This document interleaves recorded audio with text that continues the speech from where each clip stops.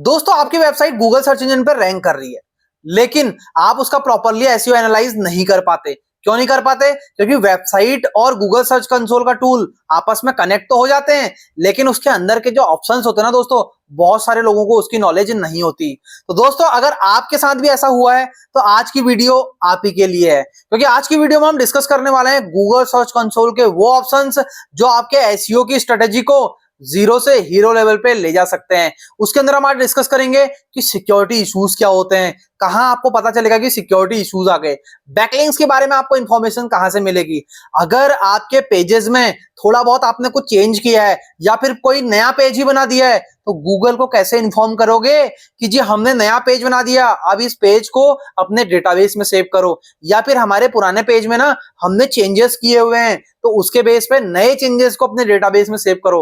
वरना गूगल आपकी जो रैंकिंग है ना दोस्तों, वो जो उसके पुराने डेटाबेस में जो सेव हुआ चीज है ना, आपकी पुरानी वेबसाइट, उसी के बेसिस पे आपको रैंकिंग देगा। आपको लगेगा आप बहुत मेहनत कर रहे हो, लेकिन होगा क्या, गूगल तो आपको रैंकिंग जो डिसाइड कर रहा है पुराने डेटा के हिसाब से, पुराने कंटेंट के हिसाब से कर रहा है, तो आपकी रैंकिंग आएगी नहीं। तो दोस्तों अगर आपके साथ भी ऐसा और आप भी इंटरेस्टेड हो गूगल सर्च कंसोल के अंदर क्या क्या ऑप्शंस हैं, उनको कैसे अच्छे से यूटिलाइज करना है या फिर उनको अच्छे से कैसे यूज करना है, तो वीडियो बिल्कुल भी स्किप मत करना। दोस्तों अगर आप digital marketing, SEO, Google ads, Meta ads, social media marketing ऐसे टॉपिक्स में इंटरेस्ट दिखाते हैं, डिजिटल मार्केटिंग के सब्जेक्ट्स में इंटरेस्ट दिखाते हैं, चाहे आप करियर बनाना चाहते हैं या बिजनेस ग्रो करना चाहते हैं, तो दोस्तों चैनल को अभी सब्सक्राइब कर लीजिए, क्योंकि ऐसे ही इंपॉर्टेंट जो वीडियोस हैं आप तक हम पहुंचाते रहते हैं। तो चलिए दोस्तों स्टार्ट करते हैं आज का टॉपिक। गूगल सर्च कंसोल के जो ऑप्शंस हैं उनको डिटेल में पढ़ते हैं। तो दोस्तों हमने एंटर कर लिया अपने गूगल सर्च कंसोल के अकाउंट में, और अगर दोस्तों आपको यह पता नहीं है कि गूगल सर्च कंसोल के अकाउंट में कैसे कनेक्ट करें अपनी वेबसाइट को और गूगल सर्च कंसोल को कैसे कनेक्ट करें, तो हमने कल एक वीडियो निकाली है जिसमें हमने ये डिटेल में बताया कि गूगल सर्च कंसोल के अकाउंट को और अपनी वेबसाइट को आप कैसे कनेक्ट कर सकते हैं, और साथ में डोमेन और यूआरएल प्रीफिक्स ऑप्शन में से आपको कौन सा चूज करना चाहिए। ऐसा ना हो कि आप गलत ऑप्शन चूज कर लें और अकाउंट तो आपका बन जाए लेकिन कोई फायदा आपको ना हो। तो अगर आपने वीडियो नहीं देखी तो उस वीडियो का लिंक मैं इस डिस्क्रिप्शन में दे दूंगा इस वीडियो के, तो वहां से आप जाके देख सकते हैं।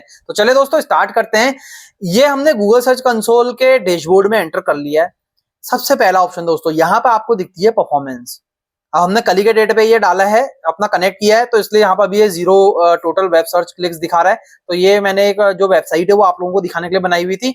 अब यहाँ पे जो परफॉर्मेंस सेक्शन है दोस्तों, यहाँ पे बताता है कि आपके वेब सर्च में कितने क्लिक्स आए, है ना। कि जैसे यहाँ पे आप कोई भी कीवर्ड, अगर जैसे मैंने यहाँ पे एक राजमा रेसिपी डाला, अब इस कीवर्ड पे कितने सर्चेज, वेब सर्च में कितने क्लिक्स आए, लोगों ने कितने आपके टोटल क्लिक्स किए हैं, उसके बारे में यहाँ पे इंफॉर्मेशन देता है। यहाँ पर ये इंफॉर्मेशन देता है परफॉर्मेंस वाले सेक्शन में। उसके बाद यहाँ पे इंडेक्सिंग है। अब ये ना हम अभी डिटेल में यहाँ पढ़ेंगे, ये सारे ऑप्शंस यहाँ भी दिख रहे हैं, ये तो केवल ओवरव्यू है बस। अभी इंडेक्सिंग वाले में ये कह रहा है क्या, please processing data, please check again in a day और सो, क्योंकि हमने कल ही कनेक्ट किया है तो अभी यहाँ पे डेटा है नहीं, बट मैं आपको लाइव, इसके बिल्कुल मत करना वीडियो, मैं लाइव आपको दिखाऊंगा इंडेक्सिंग करते कैसे हैं। कैसे आप बताओगे गूगल को कि यार हमारे पेजेस में कोई चेंज हुआ है या हमने नया पेज ऐड किया तो अपने डेटाबेस में हमारा लेटेस्ट डेटा गूगल सेव करे, तो उसके लिए कैसे इंडेक्सिंग करते हैं मैं लाइव आपको बताऊंगा। एक्सपीरियंस का मतलब यहाँ पे HTTPS की आपका जो सिक्योरिटी है लगा हुआ है या नहीं लगा हुआ है, ये सब अभी डिटेल में हम डिस्कस करने वाले हैं। तो सबसे पहले दोस्तों यहाँ पे आते हैं हम इनसाइट्स वाले सेक्शन में। अब अगर ऊपर अगर आप देखें तो यहाँ पर आप ऐड प्रॉपर्टी कर सकते हैं। अब ऐड प्रॉपर्टी में आपको इंस्टाग्राम, टिकटॉक, एक्स, यूट्यूब एक नए ऑप्शंस भी देखने के लिए मिल गए हैं। अगर अलग वेबसाइट भी आप ऐड करना चाहते हैं यहाँ से कर सकते हैं, और अगर आपको सोशल मीडिया भी इसका डेटा भी आपको देखना है कि गूगल सर्च इंजन में कितने लोग आपके सोशल प्रोफाइल पर आ रहे हैं गूगल सर्च इंजन के थ्रू, तो आप इनको भी कनेक्ट कर सकते हैं। इनको कैसे गूगल सर्च कंसोल का कनेक्ट करते हैं सोशल मीडिया के जो अकाउंट्स हैं उनको, उसके लिए ऑलरेडी हम एक वीडियो ला चुके हैं, उसका लिंक भी इस वीडियो के डिस्क्रिप्शन में मैं दे दूंगा। अगर आपको नहीं आता तो आप वहां जाके देख सकते हैं। तो दोस्तों ये परफॉर्मेंस सेक्शन में आपको पता चल जाता है कि 24 घंटे में कितने इंप्रेशन आए, 7 दिन में कितने आए, 28 दिन में कितने आए, है ना, 3 महीने में कितने आए। यहाँ पे से आप डेट भी चेंज कर सकते हो। तो यहाँ पर आप अपना परफॉर्मेंस देख सकते हो, जैसे टोटल क्लिक्स, हमारा ही वेबसाइट कल ही कनेक्ट हुआ है तो हमारे जो इंप्रेशन, मतलब इंप्रेशन का मतलब हो गया कितने लोगों को आपकी ये वेबसाइट दिखी, है ना। कीवर्ड, अलग अलग कीवर्ड्स पे कितने लोगों को दिखी, 23 लोगों को दिखी है, इसका मतलब हमारी वेबसाइट रैंक कर रही है। ठीक है, क्लिक अभी 0 आया है क्योंकि कल ही हमने कनेक्ट किया है। एवरेज सीटीआर का मतलब होता है क्लिक थ्रू रेट, सीटीआर का मतलब होता है क्लिक थ्रू रेट, कि कितने लोगों को दिखी उसमें से कितने लोगों ने क्लिक किया, तो उसका एक एवरेज निकालता है, उसे बोलते हैं एवरेज CTR, कि कितने, जैसे कि 23 लोग हैं तो अभी 0% क्यों आ रहा है, क्योंकि 23 लोगों में से किसी ने क्लिक नहीं किया। अगर 23 लोगों में से किसी ने क्लिक किया होता तो इनका ये क्या करता, एवरेज निकाल देता।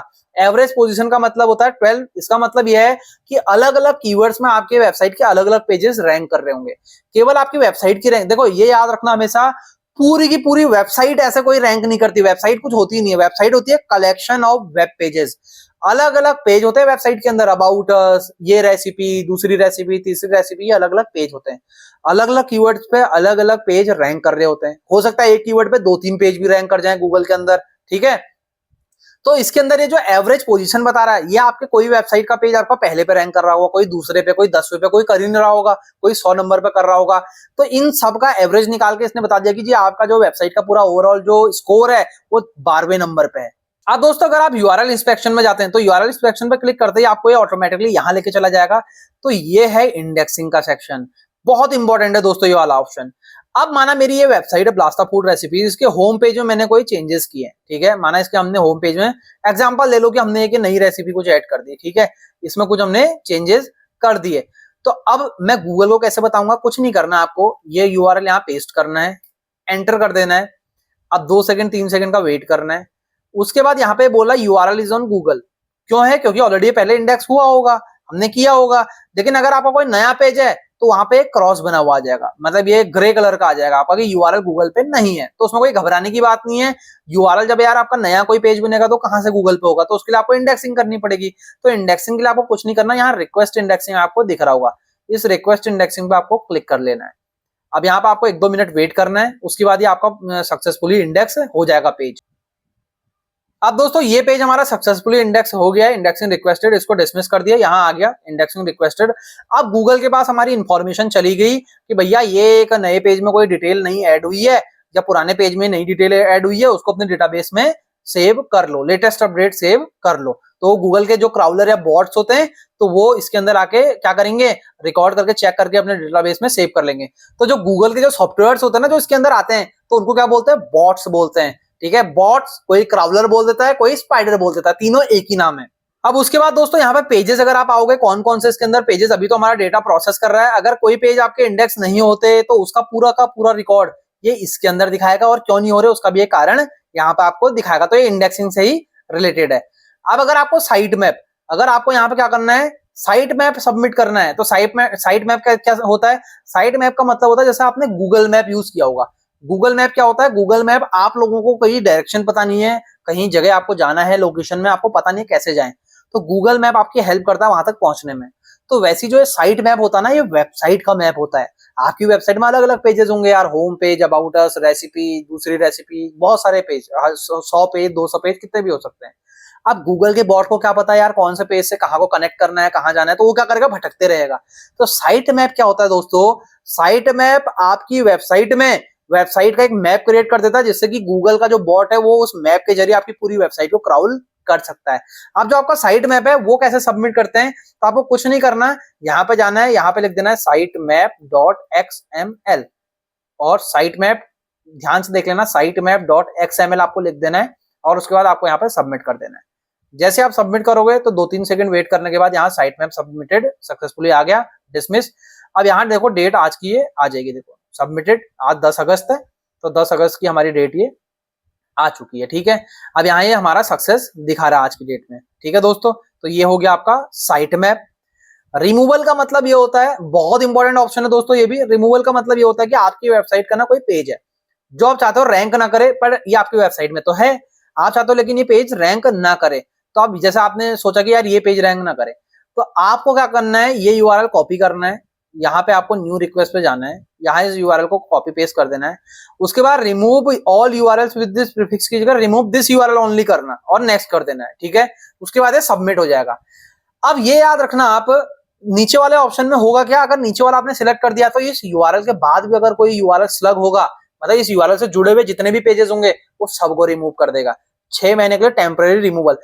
वेबसाइट से ये हमेशा याद रखना, बहुत सारे लोगों को डाउट होता है, वो सोचते हैं कि यहाँ हम रिमूवल का डालेंगे रिक्वेस्ट, हमारी वेबसाइट से पेज उड़ जाएगा, ऐसा नहीं होता।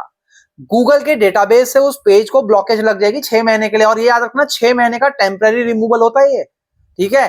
तो 6 महीने के लिए वो आपको रैंक नहीं करेगा उस पेज को, ठीक है। लेकिन अगर आपको चाहिए कि यार ये रहे ना अभी वेबसाइट के अंदर पेज, तो अगर आपको परमानेंट रिमूवल चाहिए तो जो मैं सजेशन देना चाहूंगा, अपने वेबसाइट से उस पेज को हटा दीजिए, डिलीट कर दीजिए। तो उसके बाद क्या होगा, यहाँ से भी रिमूवल डाल दीजिए, वहां से भी डिलीट कर दीजिए, उसके बाद वो पेज रहेगा ही नहीं। तो इसमें आपको क्या करना है दोस्तों, रिमूव दिस यूआरएल ओनली में आपको नेक्स्ट करके क्लिक कर देना है। उसके बाद यहाँ आपका ये सबमिट होने में रिपोर्ट में आ जाएगा, लेकिन याद रखना 6 महीने के लिए क्या होगा, वैलिड होगा। उसके बाद आता है दोस्तों हमारा core web vitals. Core web vitals क्या होता है, ये आपकी पेज की स्पीड, कि आपकी ये जो पेज है इसका स्पीड क्या है ना। तो क्योंकि देखो आज के टाइम पे जितनी जल्दी लोडिंग स्पीड जितनी जल्दी होगी, जितनी जल्दी वेबसाइट लोड होगी, उतना आपको एसईओ में फायदा मिलता है। क्यों मिलता है, क्योंकि यार आज के टाइम पे कस्टमर पे इतना टाइम नहीं कि वो आपके गोल गोल घूमते हुए चक्रे को देखता रहे, ठीक है। वो सर्कल घूमता रहता है, उसको देखता थोड़ी रहेगा जल्दी, क्योंकि जल्दीबाजी है सबको आज के टाइम पे। तो गूगल ने भी एसईओ का फैक्टर रखा है लोडिंग स्पीड की, वो आपकी अच्छी होनी चाहिए। तो 3 सेकंड से कम 3 सेकंड से कम ही होनी चाहिए वो। तो एक बार टेस्ट करते हैं, इसको ट्राई करते हैं। यहाँ ये पेज स्पीड इनसाइड गूगल का टूल है, इस पे मैंने क्लिक कर दिया। अब यहाँ इसका एनालिसिस करते हैं दोस्तों। यहाँ पर मैंने ब्लास्ता फूड रेसिपीज का जो ये पेज है, जैसे होम पेज ही है, तो इसको मैंने एनालाइज पे क्लिक कर दिया। अब थोड़ा सा रनिंग एनालिसिस हो रहा है। अब दोस्तों देखो यहाँ पे हमारा स्कोर आ गया, ठीक है। एसईओ 100% है, ओवरऑल परफॉर्मेंस 89 है। तो ये है स्पीड इंडेक्स कि कितने जल्दी आपका ये लोड हो रहा है। तो 2.4 सेकंड है, ग्रीन है, बिल्कुल बढ़िया है। डेस्कटॉप पे भी देख लेते हैं, ये तो मोबाइल पे थी। 0.9 सेकंड, 1 सेकंड से भी जल्दी ये लोड हो जा रही है हमारी वेबसाइट, तो ये भी बढ़िया है दोस्तों। तो इसे बोलते हैं आपका पेज स्पीड इनसाइड या लोडिंग स्पीड चेक करने का तरीका। तो ये भी आपका कोर वेब वाइटल्स के अंदर आता है, और गूगल ने यहाँ पे एक बहुत बढ़िया टूल हमारा फ्री ऑफ कॉस्ट हमें प्रोवाइड किया हुआ है, तो इसको आप यूज कर सकते हैं। अब आता है एचटीटीपीएस। एचटीटीपीएस कहता है कि यार कितने आपकी वेबसाइट के अंदर जो पेजेस है वो एचटीटीपीएस वाले हैं, मतलब सिक्योर वाले हैं, ठीक है। सिक्योर क्या होता है, यहाँ पर अगर आप प्लग में जाओगे तो कनेक्शन ही सिक्योर लिखा हुआ है, मतलब आपकी वेबसाइट में जैसे ये यहाँ पे हमारे ये ब्लास्ता में जाओगे, कनेक्शन ही सिक्योर लिखा हुआ है। आपकी वेबसाइट में आप देखते हो यूआरएल में एस लिखा हुआ होता है, एस एस का मतलब होता है सिक्योर। अगर मैं एचटीटीपी पे चलाऊंगा तो यहाँ पे नॉट सिक्योर में चली जाएगी वेबसाइट। नॉट सिक्योर का मतलब क्या होता है, आपने बहुत बार देखा होगा, कनेक्शन इज नॉट सेफ लिखा हुआ होता है, या रेड क्रॉस आ जाता है बड़ा बड़ा बना हुआ है यहाँ पे, तो वो हो गया नॉट सिक्योर। तो उसमें हैकिंग के चांसेस बहुत ज्यादा होते हैं। तो गूगल हमेशा क्या सजेस्ट करता है कि आपकी वेबसाइट को तभी वो इंडेक्स करेगा अगर वो सिक्योर होंगे, अगर वो सिक्योरिटी एसएसएल सर्टिफिकेट, एसएसएल मतलब सिक्योर सॉकेट लेयर, अगर आपने सर्टिफिकेट परचेज किया होगा और अपने वेबसाइट में लगाया होगा, तभी आपके पेजेस प्रॉपर्ली इंडेक्स होंगे। वरना क्या होगा, वो एचटीटीपीएस एरर दे देगा और आपकी वेबसाइट को इंडेक्स करेगा ही नहीं गूगल।